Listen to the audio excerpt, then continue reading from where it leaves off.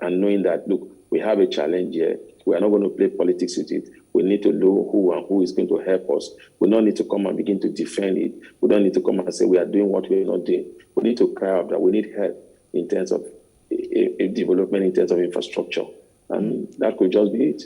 Okay, so we all know that, the country is administered in local governments. You also have wards, councils, villages. You have the state government at ward. I want you to take us through if because constantly when we talk about, development and diversifying the economy, the focus is usually on the government, the central government. So I'd like to understand at the local government level, at the state level, is there a role that can be played? Are there policies that can be formulated that would encourage, export? Because at the end of the day, or our less dependence on oil? Well, unfortunately, there's little the local government can do because what we have the exclusive rights in terms of resources. In the legislature, they say the exclusive right. Those are what you don't even talk about. It's no state on its own can begin to export a particular product that is produced in that state. It has to go to the federal. The federal government is the sole people that can export such goods, not even the state. So it has to go back to the constitution. You have to go back to what they have been trying restructuring. So it's not something that can be done by any state. What a state should begin to think of is whether you'll be able to feed yourself inwardly. That's what they should be looking at. Thinking of developing. You can see Lagos State was partnering with KB State in the area of rice production. But when the insecurity comes in, how much partnership can you do with the level of insecurity in terms of movement of these goods and services? That is a major challenge that we are facing. There are some products that we don't need to struggle to begin to produce. We can produce rice, we can produce gari, cassava is there, we can produce yam. But when you see the food basket of the nation, which happen to be Benue State, that being involved in a lot of insecurity between the farmers and the henchmen, and at the end of the day, they were not going. You look at the northeast have to be the food where you get all the perishable goods from the tomatoes, the pepper, but you can't even move them from there because of insecurity. So definitely, adding to our problem is the insecurity, and these are not insecurity challenges that have been able to be surmountable by this government. But now you can say the government is doing what they have to do to make sure they address that. Once we address insecurity, then we'll begin to talk about self-sufficiency in terms of food production, maybe 60% for the time being. But for now, it's a big challenge. All right, Mukhtar. Interestingly, solid minerals exports value in the third quarter of this year, increased by 22.7% compared to the second quarter of 2021, and 222.8% compared to the third quarter of last year. We seem to have, made a good, in that particular, sector of the economy. Why are we not exploring more when it comes to solid minerals? It has to do with infrastructure. If you look at those solid minerals, they will produce anything gold here in Nigeria, added advantage. So what you're seeing there, you are happy about it, is just in the area of what we are doing in the petroleum sector. This is the 8th consecutive quarter that we've had this particular negative trend. And so far, a negative trade balance of... You can't give a short-term solution to a problem that has been here like forever. The pandemic also did not help matters, and government have to begin to concentrate on how to deal with the pandemic instead of thinking of how they can empower the non-oil sector. So I think that is the major challenge as a nation. So it's not something that can be addressed in the short term. It's something that we could think of palliative, and that has to be with government trying to address those, and that also affects government revenue. So it's something that we have to do gradually. Like I said, the first area we have to address this issue is to make sure we deal with the insecurity challenges, especially in areas that we know their contribution economically to the nation is very, very important. When we handle that, then we begin to see how we can begin to empower farmers, like the CBN, trying to come up with wheat. We can have some of our products that are being imported, then we can begin to have, especially household products for children, especially the children. And then when you look, even if you look at federal government policy of feeding of school children, you realize that most of the products also are even being imported. So it's a big challenge. So what we need to do is to begin to address the insecurity challenges first, then try to see how we can begin to help farmers grow in terms of giving them loans. And then secondly, we need to look at the Land Use Act it has been like one of those ancient acts that have not been repealed or new ones. Let's begin to see how farmers can use their land to begin to get loan to grow the agricultural product. That could be one of the game changer, and I think government is not looking at it yet. All right. Finally, before we let you go, Mukhtar, indeed we need to improve the security situation in the country. But then again, don't you think we need to improve on our bilateral relationship with other countries abroad and put Nigeria on their red list? So how do we begin to manage all of this so that we can have an effective, export policy in Nigeria? I always say the first thing we have to do is to see how we can trade within ourselves in Africa. That's why I'm so happy in the African Continental Trading Partners, the United States of America. You didn't see any African countries as trading partners. So that is a big challenge. So we need to look at how we can build it. And when you look at our trading partners, we look at these countries, we are not trading in terms of real sectors, in terms of agricultural product, exception for China and maybe India. All our other trading with those countries has to do with oil and gas, liquefied natural gas, so on. And then you look at it, and then they are the one that import it more into our country. Also, we export it to their country, then they import the refined product back to us.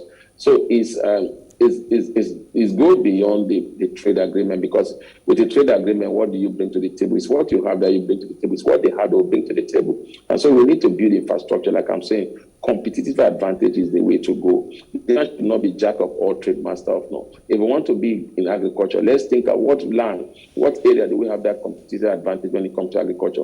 They have been proving that our cassava is the best in the world. Can we begin to use that as a competitive advantage to begin to grow our product? So those are the ways it works. No country will just come up one day and just say, I want to be the giant in everything. No, you need to look at your strength. So Nigerians should look at our strength before we begin to go into bilateral agreement. You look at all those people that are trading partners. If you look at the United States, it's just used cars that made them our trading partner, because most of the used cars in Nigeria are imported from there. So when those industries cannot just come up here, Ford cannot just come, Toyota cannot just come. They tried to do that before, but our infrastructure, especially power, is deficiency. So it's not all about the trade agreement. The trade agreement could be there, but China. And remember, anytime China devalued their currency, America panic because they make Chinese goods goes cheaper. So it has to be. You have to come up with a strategy. All right, Mukhtar, I'm afraid that just as much as we can take, we are completely out of time for this particular discussion. Mukhtar Mohammed is an economic analyst, and we've been looking at the nation's balance of payment, balance of trade and deficit. Indeed, Nigeria needs to up its game when it comes to being import dependent and all of that. That's the size of the show for today. I am Justin Akadoni.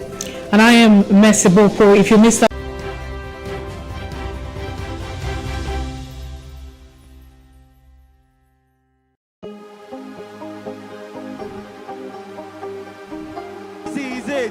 for upcoming artists to blow in Nigeria.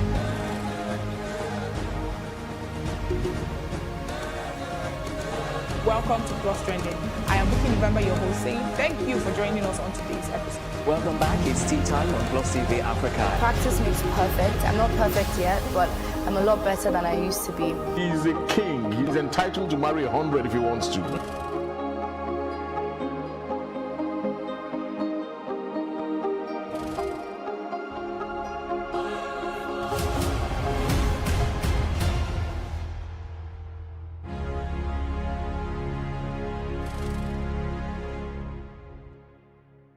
Why didn't God drive the serpent out of the garden?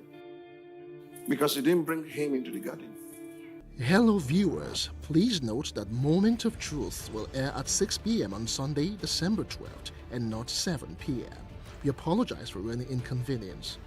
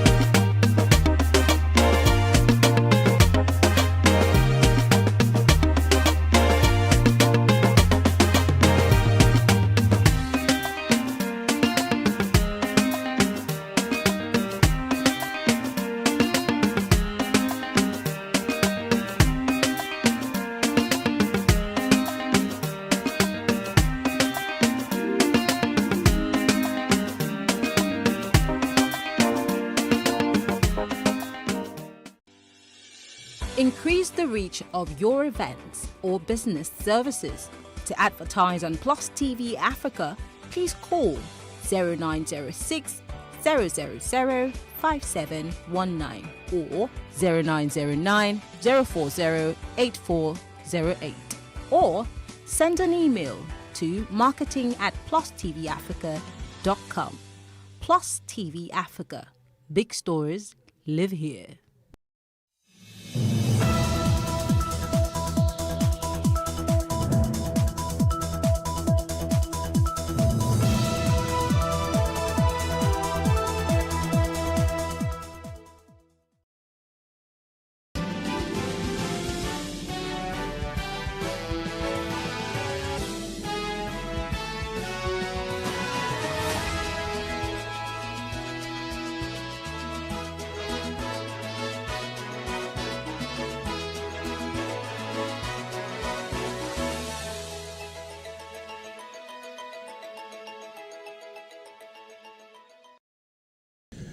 Well, many thanks for joining us on Plus News Brief. I am Justin Akadonye.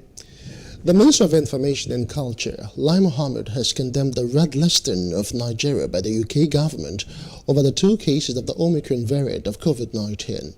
Speaking at a news conference in Abuja, Mohammed described the decision as unjust and discriminatory. The minister has, however, called on the UK government to rescind the decision immediately.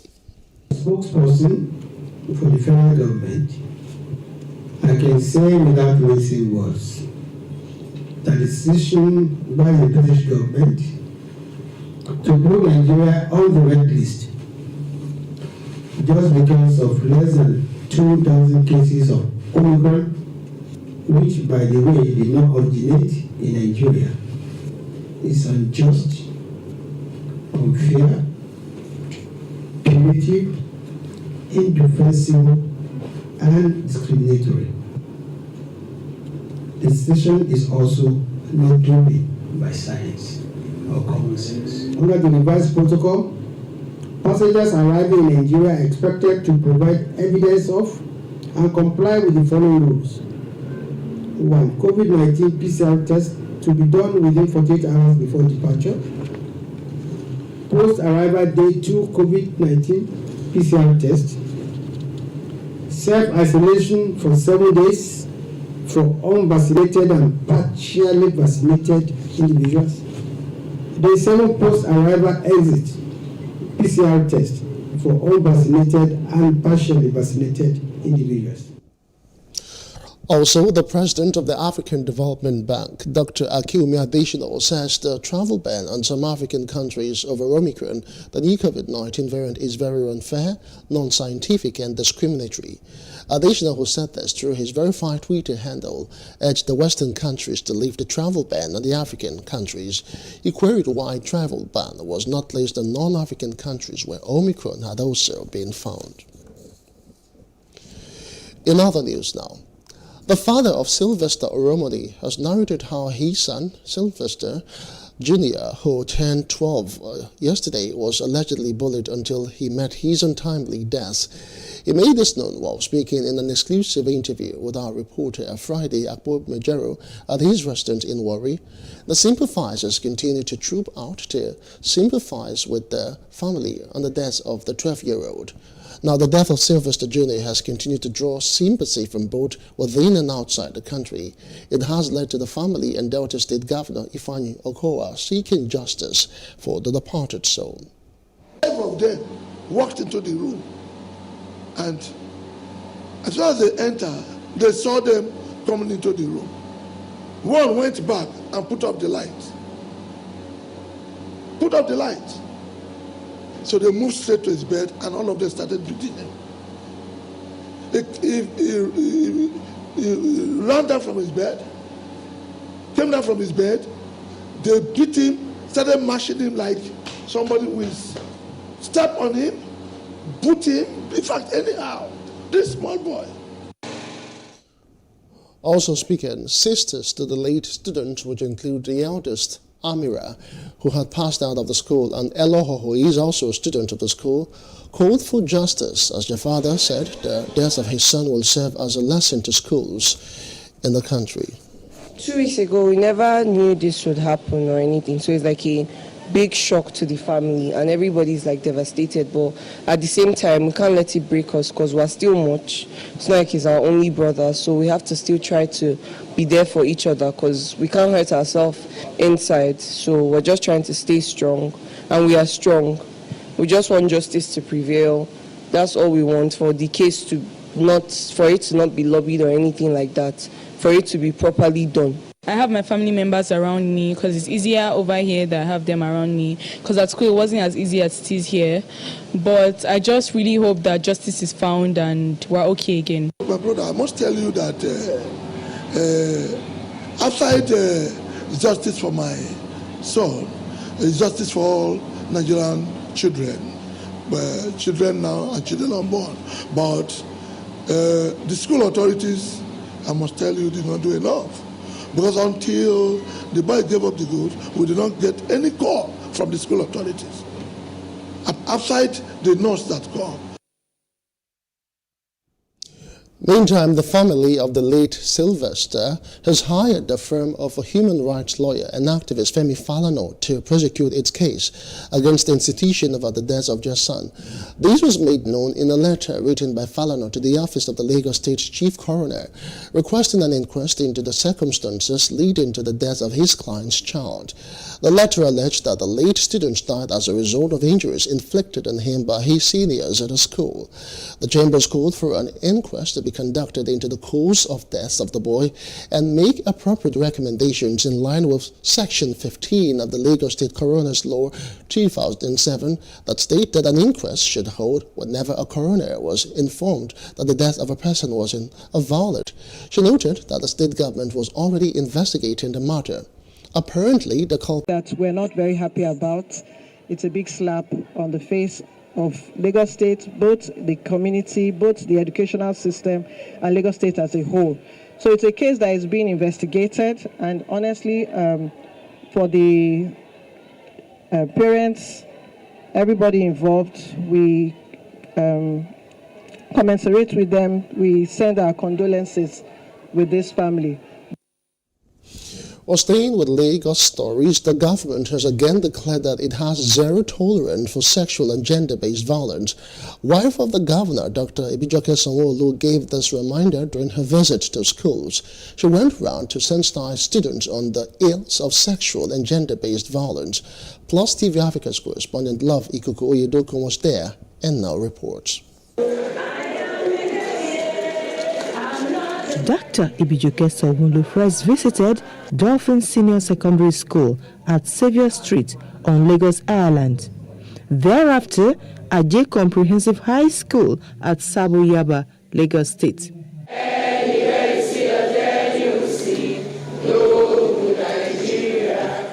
Her message was simple. No means no. Say no to rape. Zero tolerance against sexual and gender-based violence is not allowed at all in Lagos. There are some countries out there in the world that when they say no is no, no means no. Repeat after me. No means no. I don't want to come to your house. My no is no. I don't want to trade myself because I need to get marks. No means no. Adiola Johnson was a facilitator. She told students steps to take in the event of a rape incident. If a teacher is harassing you, there are numbers here you can call. Report to the principal, and let's see how many of us heard of the case in Unilag where the lecturer was eventually sacked. It happened to teachers in secondary schools. Sexual and gender-based violence cuts across both the male and the female. It's not only the female that are being abused and harassed. Even some boys and men are being harassed out there. Some men in their houses, their wife harassed them. It wasn't one-sided. The moment afforded the students the opportunity to find answers to some issues bothering their minds. What if a teacher is threatening you that he likes to have sex with you because he wants to give you mark, and he's threatening that if you told anybody or reports to the principal, he's going to sanction you?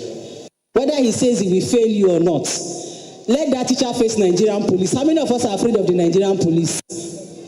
Report. There are numbers you can can call in this book. Please report that teacher. The visit was in furtherance of the ongoing annual 16 days of activism against sexual and gender-based violence as declared by the United Nations with the theme, Orange the World, End Violence Against Women Now. From Lagos, Love Ikuku Oyedoku for Plus TV Africa. And now to security matters. Troops conducting exercise Golden Dawn Sector 3 have thwarted an attempt by members of the outlawed indigenous people of Biafra IPOB and its armed wing Eastern Security Network ESN to unleash mayhem on residents of Ngbidi and Awamama community in Oru East local government area of Imo State. A statement by the Army spokesman, Brigadier General Onyema Nwachukwu, said the group targeted the people for lawfully refusing to observe the illegal seated-home order foisted on them on Monday, November the 6th. He added that the swift response of troops compelled the attackers, mounted on 2 Sienna buses and a Toyota Hilux truck, to abandon their mission and withdrew in disarray. In a separate development, troops have uncovered 4 improvised explosive devices planted by members of the proscribed IPOB ESN in their desperate effort to inflict harm on unsuspecting motorists and other road users along Olu-Owerri Road. Now, General Onyema noted that the vigilant troops who were on a reinforcement mission to Ngbidi, Awamama, detected the IEDs planted at about 15 meters apart on both sides of the road and safely defused them. No casualty was recorded during the diffusion. Now, Christian leaders have advised the federal government to concentrate on how to create jobs for youths rather than on ways and schemes to remove oil subsidy. The Archbishop of the Lutheran Church of Christ in Nigeria is Dr. Ponti Philibus Musa, a national president of the Christian Association of Nigeria, Dr. Samson Ayokunle. Both of them have called on the federal government to engage stakeholders before the subsidy on petroleum product is finally withdrawn. This is to avoid a crisis that may paralyze the nation's economy. The clergyman warned that people must be carried along, otherwise further hardships on Nigerians would be unbearable. Above this, for me, would be to ask how can we create more job opportunities for young people, for men and women who are there out there. Create a conducive environment for business. Let there be stable electricity. Let there be good roads. Let there be good schools. Let there be good hospitals. Let there be good agricultural facilities. Our poor farmers in the village, they don't care about all these political squabbles that we are dealing with, all these political fights. The poor farmer in the village, I know, I have families in the village. As long as there is rainfall, as long as there is fertilizer, as long as they can find tractors, they don't care about all the things that we are dealing with in the cities and all these political fights. So that's all they need. So if the federal government can go beyond the distribution of 5,000, well, for many people that 5,000 they will go to the market and come back home with a leather bag and it's finished. If you remove the subsidy totally and the nation is paralyzed by civil rights activists, the Nigerian Labour Congress, the NANS also have declared that they will run the nation aground, and you make several billions of losses due to the crisis. Then at the end, what do you gain? So you step one step after the other. If you are not able to reach a place where you drop the entire subsidy at once, you may be able to withdraw certain part of it, and it will be in the atmosphere of peace. And now to party politics. The crisis rocking the All Progressives Congress APC in Adamawa State of the State Congress may soon be over, as former members of the working committee who lost out at the Congress have reconciled with the new leadership, urging other aggrieved members to redress their grievances through the party's internal mechanism. Details in this report. The All Progressives Congress in Adamawa State is now breezing up for the 2023 general elections. The party, however, does not want to go into the contest with a divided home. Some aggrieved members of APC who had earlier protested the outcome of the Congress are now retracing their steps.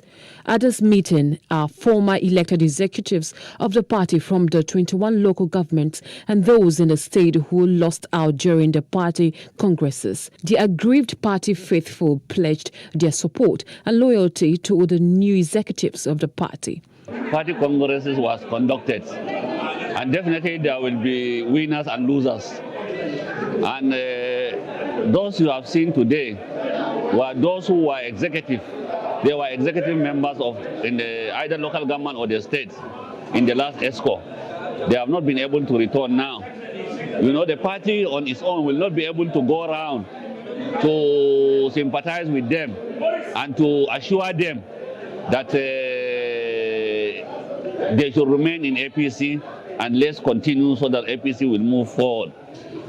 So that's why we took that opportunity to call all of them.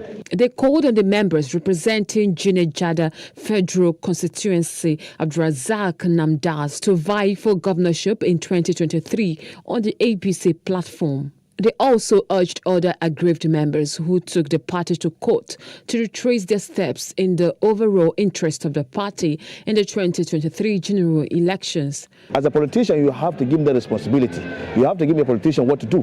Because if you leave a politician idle, then they are moving out. They are going to somewhere. So that's why we see there is need for us to create activities for the party. Because now we are creating activities for the party. Because by bringing these people here today, from various local government to the state level, we are creating a program for the party, and also by discussing with them, by telling them what to do, we are giving them a program. We find it as a duty, we that have lost our seats, that we should call ourselves, consult ourselves, and preach unity among ourselves, so that we can give the existing or the duly elected executive committee from the state to the world level. Let me make it very clear that I was not at any moment ever agree with the outcome of the state congresses. But you know, in democracy, you agree to disagree over issues at any point in time. With this strength, the All Progressives Congress may give a big fight to the ruling People's Democratic Party in 2023 if it puts its house in order. So talking politics, the Supreme Court in Abuja has suspended its planned hearing of the case brought by the SAC National Chairman of the PDP, Prince Uche Seconus. It is challenging his removal from office. A 5-man panel of the court led by Justice Musa Datijo Mohammed took the decision. It was upon realizing that the respondent in the case, the South-South Zonal Chairman of the PDP, Dan Obi, was neither in court nor was he represented by a lawyer. At the mention of the case on Monday, the court noted that while other parties were represented, no lawyer announced an appearance for Obi. Now, Arawa-concerned civil society organizations of Nigeria has declared support for the zoning of the 2023 presidency to the southeast. According to them, this is in the interest of equity, fairness and justice. The group is a coalition of northern groups. It said that zoning the presidency to the southeast will automatically stop the agitation for secession by IPOB. It will also promote national unity and cohesion, according to them. Urge all political lead parties to zone their presidency tickets to southeast for justice, equity, and fairness. Present a brief builder to the entire Nigerian youth of northern extraction as a candidate for 2023. He ensured there was good relationship between the executive and the legislature. He has friends, colleagues, and political associates across the 109 senatorial district. Our decision is not for selfish reason. As we are aware, just last week we agitated that we want somebody of 60 years to emerge as the president. But we went back to the drawing board to look at our position, and we said no. Somebody of 60 years does not have the political architecture or the spread across Nigeria. We needed somebody within that range, and we identified Senator Anis Payin to be somebody of 60 years. He's going to 61 years. And as a former senator, he has friends across the nation from each and every senatorial zone of the country. Payin should be our presidential candidate, irrespective of party affiliation. As history will judge our action today. To other parts of Africa now, South African President Cyril Ramaphosa says it is greedy of nations who have more than enough to be stingy with vaccines. Ramaphosa said this at the ongoing Peace and Security Conference in Dakar, Senegal. He did not specify any particular country. However, he said it is disappointing that some countries are still unwilling to give out their vaccines to other countries who do not have much. South African scientists discovered, as President Macky Sall was saying, Omicron, the new variant. They immediately took on the responsibility of informing the world, the entire world, that a new variant has come through. And what is the result? The northern countries impose a ban to punish the excellence that comes from Africa. They basically say, we will not allow you to travel around. But lo and behold, Omicron is spreading all over the world, including in their own countries. Now, I have personally really been disappointed in the approach that the rich countries have taken on the issue of vaccines. Firstly, they hoarded vaccines. They ordered more vaccines than their populations required. And when we wanted vaccines, they just kept, giving us the crumbs from their table. And the greed that they demonstrated is something that is quite disappointing indeed, particularly when they say they are our partners. And now to Ethiopia, where the government says it has recaptured 2 strategic towns from rebel fighters, the latest in a rapid series of battlefield victories claimed by forces loyal to Prime Minister Abiy Ahmed. The announcement marks another dramatic twist in the 13-month-old conflict that has killed thousands of people and triggered a deep humanitarian crisis in the north of Africa's second most populous nation. The government communications service said on Twitter that Dessie and Kombolcha had been freed by the joint Galan security forces that had also taken control of several other towns on the eastern front. The 2 cities, which lie in the Amhara region on a highway about 400 kilometers by road northeast of the capital, Addis Ababa, were reportedly taken by Tigray People's Liberation Front TPLF at the end of October. And outside of the continent now, Western powers have called on Russia to lower tensions with Ukraine and backed Kiev against any threat from Moscow. US President Joe Biden spoke with UK Prime Minister Boris Johnson and the leaders of France, Germany and Italy, agreeing to use all the tools at their disposal to prevent aggression. Biden is to speak to Russia's President Vladimir Putin by video call later today. Russia has boosted its troops near Ukraine's border, prompting fears. But Moscow said it has no plan to attack Ukraine and has accused Western nations of provocation.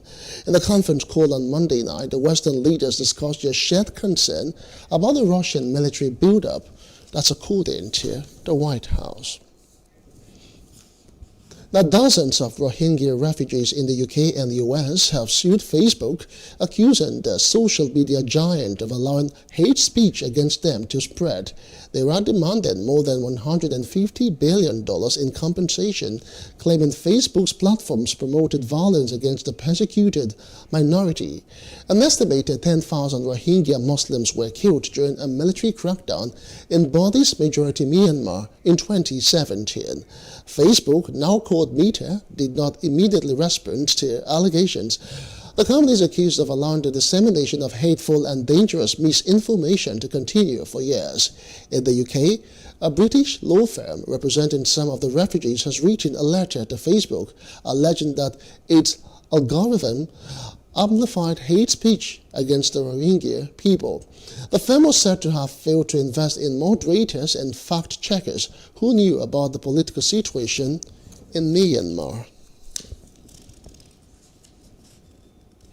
In business news now, the National Bureau of Statistics says Nigeria's balance in the third quarter of 2021 amounted to a deficit of 3.02 trillion naira as the value of import continued to outpace export.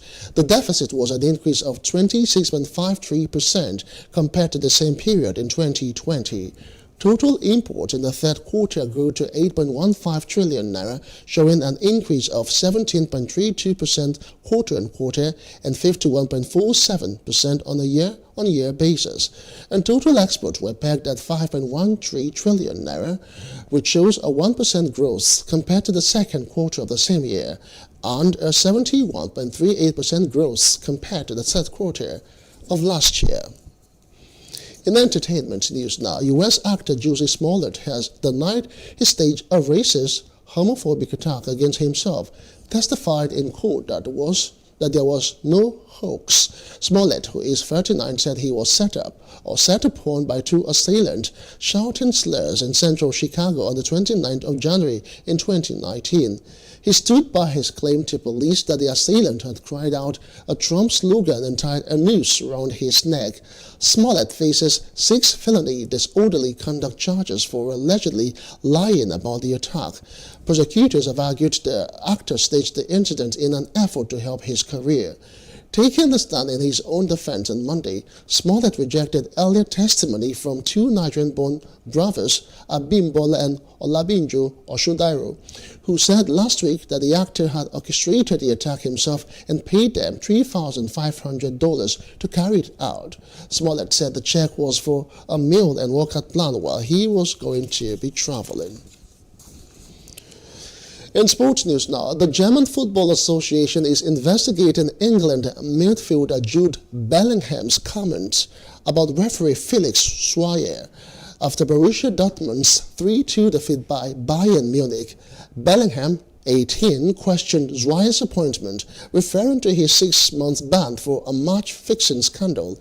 In 2005, Schweier rejected Dortmund's appeals for a penalty before giving the rivals a spot kick for a Mats Hummels handball.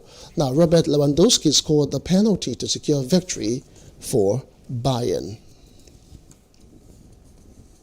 And that's the news brief. For more, follow us at PlusTvAfrica on Facebook and Instagram, and do subscribe to our YouTube channel at PlusTvAfrica and PlusTvAfrica Lifestyle. I am Justin Akadonye. Many thanks for watching.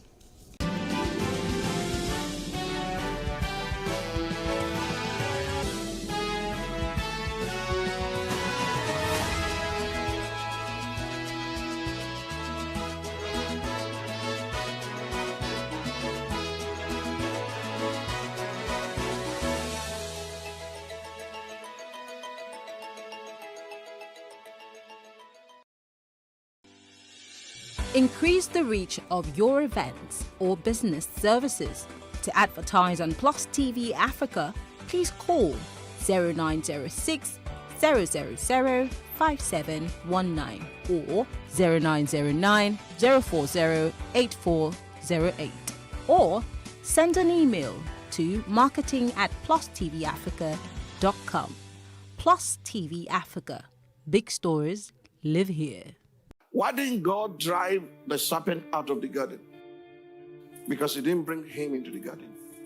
Hello viewers, please note that Moment of Truth will air at 6 p.m. on Sunday, December 12th, and not 7 p.m. We apologize for any inconvenience.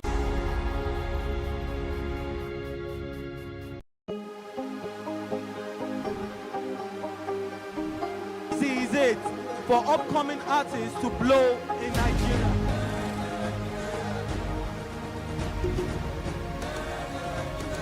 Welcome to Plus Trending. I am Bookie November, your host, saying thank you for joining us on today's episode. Welcome back. It's tea time on Plus TV Africa. Practice makes perfect. I'm not perfect yet, but I'm a lot better than I used to be. He's a king. He's entitled to marry 100 if he wants to.